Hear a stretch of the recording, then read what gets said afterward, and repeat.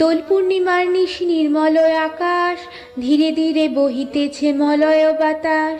লক্ষ্মী দেবী বামে করি বসি নারায়ণ, করিতেছে নানা কথা সুখে আলাপন। সেই কালে বিনা হস্তে নারদ মুনিবর, লক্ষ্মী নারায়ণে নমি কহিল বিস্তর।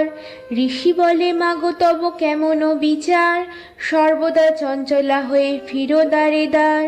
মর্তবাসী সদা তাই ভুগেছে দুর্গতি, ক্ষণেকে তরে তব নাহি কোথা স্থিতি। প্রতিদিন অন্যভাবে সবে দুঃখ পায়, প্রতি গৃহে অনশন জীর্ণ শীর্ণকায়। নারদের বাক্য শুনি লক্ষ্মী ঠাকুরানী, সঘনে নিঃশ্বাস ত্যাজি কহে মৃদুবাণী। কভু না কাহার প্রতি আমি করি রোষ, নরনারী দুঃখ পায় নিজ কর্মদোষ।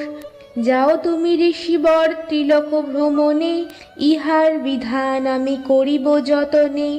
অতঃপর চিন্তি লক্ষ্মী নারায়ণে কয়, কিরূপে হরিব দুঃখ কহ দয়াময়। হরি কহে শুনো সতী বচন আমার, মর্তধামে লক্ষ্মীব্রত করহ প্রচার। বৃহস্পতিবারে মিলি যত এও গণে, সন্ধ্যাকালে পুঁজি কথা শুনি ভক্তি মনে। বাড়িবে ঐশ্বর্য তাহে তোমার কৃপায়, দুঃখ কষ্ট দূরে যাবে তোমার দয়ায়।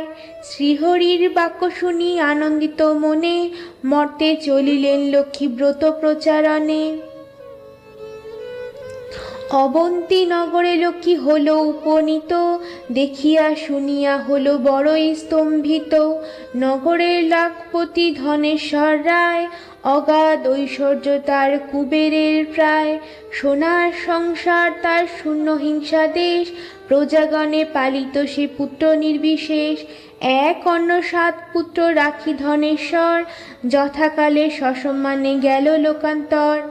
পিতার মৃত্যুর পর 7 সহোদর, হইল পৃথক অন্য 7 সহোদর।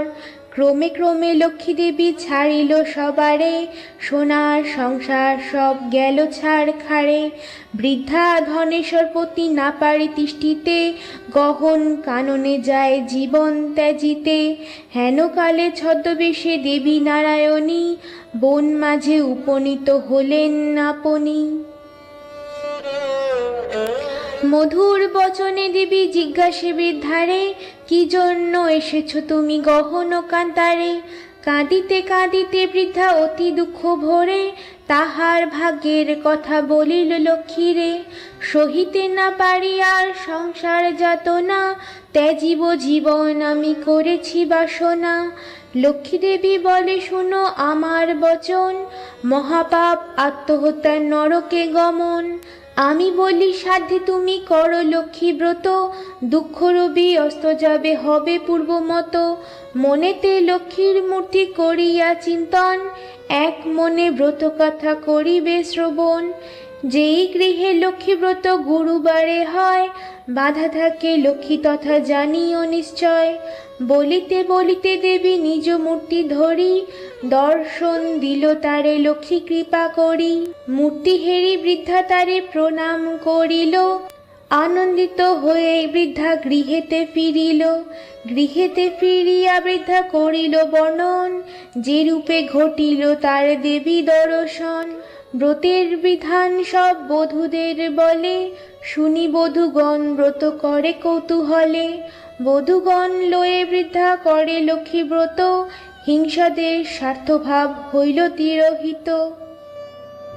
মা লক্ষ্মী করিল তথা পুনরাগমন, অচিরে হইল গৃহ শান্তি নিকেতন।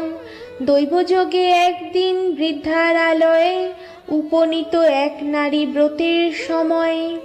ব্রত কথা শুনি তার ভক্তি উপজিল, লক্ষ্মীব্রত করিবারে মানস করিল। স্বামী তার চিররুগ্ন অক্ষম অর্জনে, ভিক্ষা করি যাহা পায় খায় দুইজনে। এই কথা চিন্তি নারী করিছে কামনা, নীরব স্বামীকে কর চরণে বাসনা। ঘরে গিয়ে এও লয়ে কর লক্ষ্মীব্রত, ভক্তিসহ সাধ্যী নারী পূজে বিধিমতো। দেবীর কৃপায় তার দুঃখ হলো দূর, পতি হলো সুস্থ দেহ ঐশ্বর্য প্রচুর। কালক্রমে শুভ দিনে জন্মালো তনয়, সংসার হইল তার সুখের আলয়।